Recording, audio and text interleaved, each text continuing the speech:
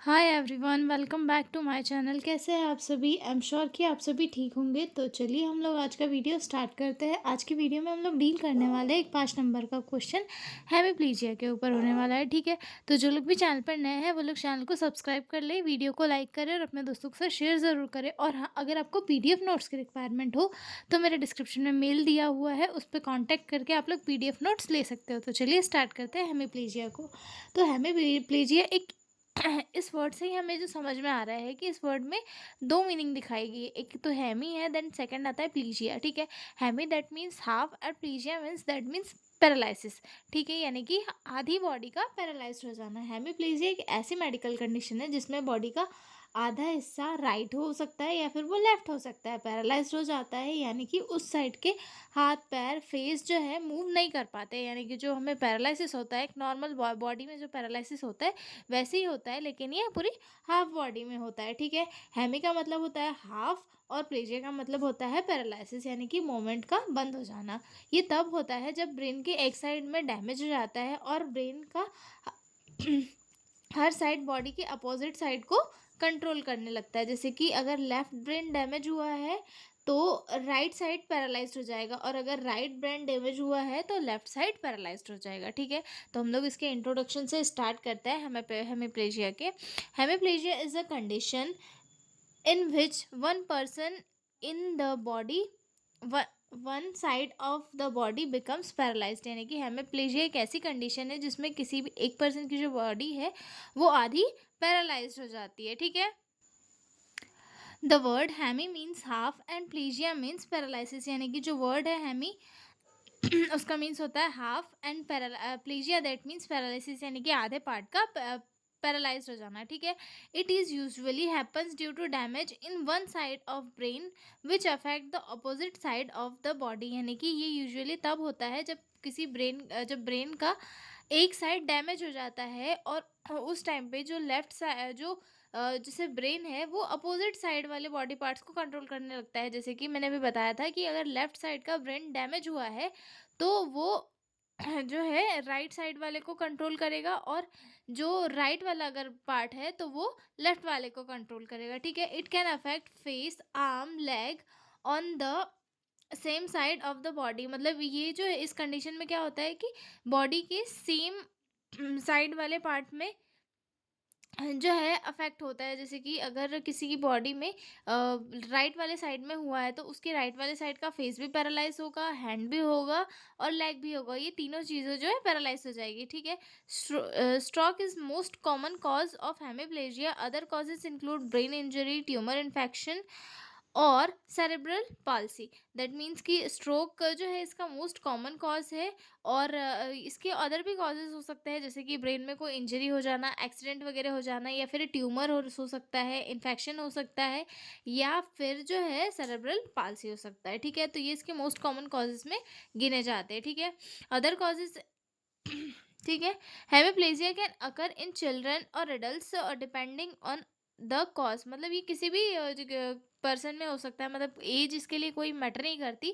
जैसे कि किसी को इंजरी हुई है, एक्सीडेंट हुआ है, सीवियर एक्सीडेंट हुआ है, उसका लेफ्ट पार्ट डैमेज हो गया है, तो क्या हो सकता है वहाँ पर किसी भी पर्सन को हो सकता है। जैसे कि लेफ्ट पार्ट डैमेज हो गया तो राइट साइड वाला उसका पार्ट जो है पूरा पैरालाइज्ड हो गया। ठीक है, it is a serious neurological condition that needs immediate medical attention and long term treatment.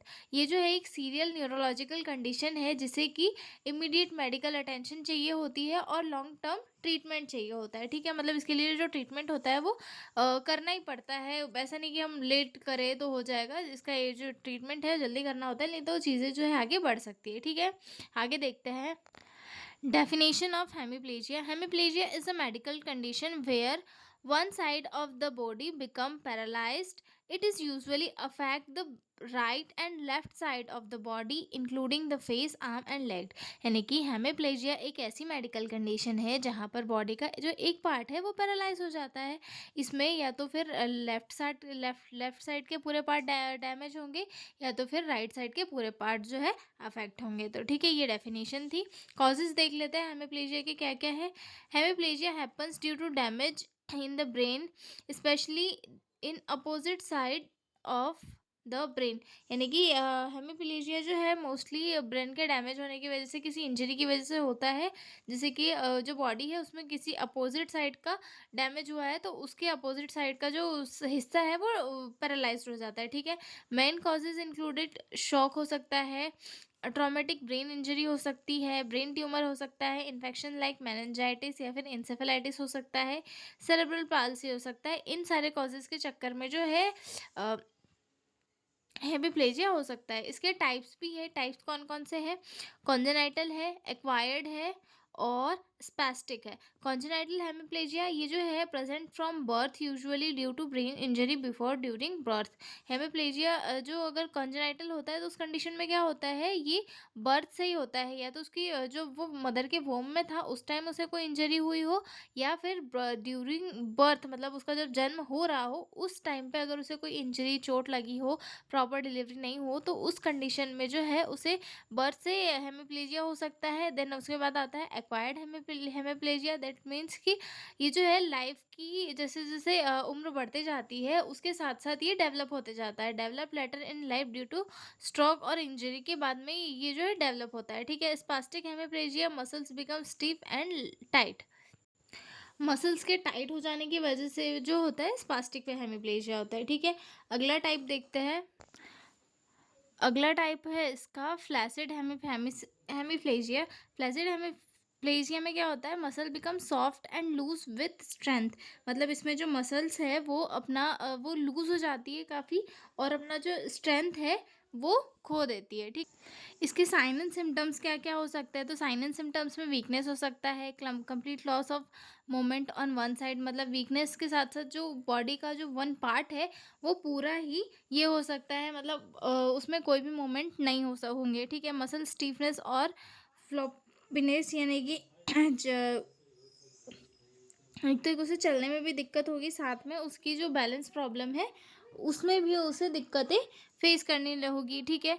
Dropping of one side of the face, ठीक है। Dropping of one side of the face, यानी कि जो एक साइड का जो फेस है उससे उसे बोलने में दिक्कत हो सकती है, खाने में भी दिक्कत हो सकती है। ट्रबल विथ स्पीच और स्वेलिंग, मतलब उसे बोलने में भी दिक्कत होगी, ठीक है। डिफ़िकल्टी इन यूजिंग हैंड और लेग ऑन वन साइड, मतलब एक साइड का जो हाथ पैर है उसे उसे यूज़ करने में भी दिक्कतें फेस करनी होगी, ठीक है। और कभी कभी जो उसका जो एरिया है जहाँ पे जो उसे पैरालिसिस हुआ है, मतलब एक साइड का, तो वहाँ पे जो है उसे कभी भी स्वेलिंग वगैरह जो है होती रहेगी, ठीक है। अब इसके डायग्नोसिस में क्या क्या हो सकता है, neurological examination by doctor, neurological examination by doctor, neuro और उसके बाद सीटी स्कैन हो सकता है, एमआरआई हो सकता है। एमआरआई और सीटी स्कैन से किसी भी ब्रेन डैमेज वगैरह के बारे में चल सकता है।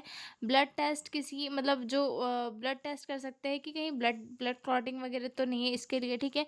फिजिकल और occupational assessment to check mobility daily function, मतलब उनका जो डेली फंक्शनिंग है, डेली रूटीन है, उसे चेक करने के लिए फिजिकल और ऑक्यूपेशनल असेसमेंट किया जा सकता है, ठीक है। अब इसके ट्रीटमेंट में क्या क्या ले सकते हैं, ठीक है। ट्रैक द कॉज, मतलब सबसे पहले उसका जो कॉज है डिसीज़ का, सबसे पहले उसे ट्रैक करना है कि जो डिसीज़ है वो हुई किस कारण से। लाइक ट्रीटनिंग स्ट्रोक और इन्फेक्शन, मतलब उसे जो है मेनिंजाइटिस वगैरह तो नहीं है, स्ट्रोक तो नहीं है, सबसे पहले उसे ट्रीट करना है, ठीक है। उसके बाद फिजियोथेरेपीज, उसे जो काफ़ी रिलीफ मिलता है पैरालिसिस वाले पेशेंट को, तो उसे जो है फिजियोथेरेपी देनी है, ठीक है। ऑक्यूपेशनल थेरेपी के थ्रू जो है वो डेली एक्टिविटी को इम्प्रूव करेगा, और साथ में अपनी जो फिजिकल मूवमेंट है उसे इम्प्रूव करके अपना जो पैरालिसिस है उसे लिटिल बिट कम कर पाएगा, ठीक है। अगला पॉइंट आता है स्पीच थेरेपी, यानी कि अगर जो पर्सन की स्पीच जो अफेक्ट होती है तो उसे स्पीच थेरेपी के थ्रू जो है इम्प्रूव किया जा सकता है। मेडिसिन जो है मेडिसिन के थ्रू जो मसल टाइटनेस है और सीजर्स है उन्हें कंट्रोल किया जा सकता है, ठीक है।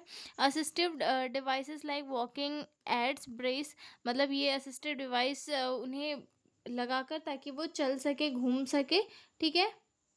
उसके बाद आगे देखते हैं चलने में हेल्प के लिए लगा सकते हैं। उसके बाद कॉम्प्लिकेशन, इसके कॉम्प्लिकेशन क्या-क्या हो सकते हैं? कॉम्प्लिकेशन में परमानेंट डिसेबिलिटी हो सकता है सीवियर केसेस में, ठीक है? मसल कॉन्ट्रैक्शन हो सकता है, मसल जो है परमानेंट टाइट हो सकती है, मतलब कभी उनका पैरालिसिस ठीक नहीं हो, मोस्ट ऑफ केसेस में यही होता है कि पैरालिसिस उनका कभी ठीक नहीं होता है, ठीक है? उसके बाद डिप्रेशन हो सकता है, इमोशनल स्ट्रेस हो सकता है, मतलब कोई भी इंसान अगर अपनी बॉडी का हाफ यूज़ नहीं कर पाएगा तो शायद ये साधारण सी बात है कि उससे जो है डिप्रेशन आएगा, स्ट्रेस होगा, जिससे कि वो अपनी जो नॉर्मल एक्टिविटी है वो भी प्रॉपरली नहीं कर पाएगा, ठीक है? Difficulty in performing daily activities, मतलब उसकी उसे जो है काफ़ी दिक्कतें होगी डेली एक्टिविटीज़ को परफॉर्म करने में भी, ठीक है? तो मिलते हैं अगले वीडियो में। ये क्वेश्चन हमारे यहीं तक था, ठीक है? तब तक के लिए बाय बाय।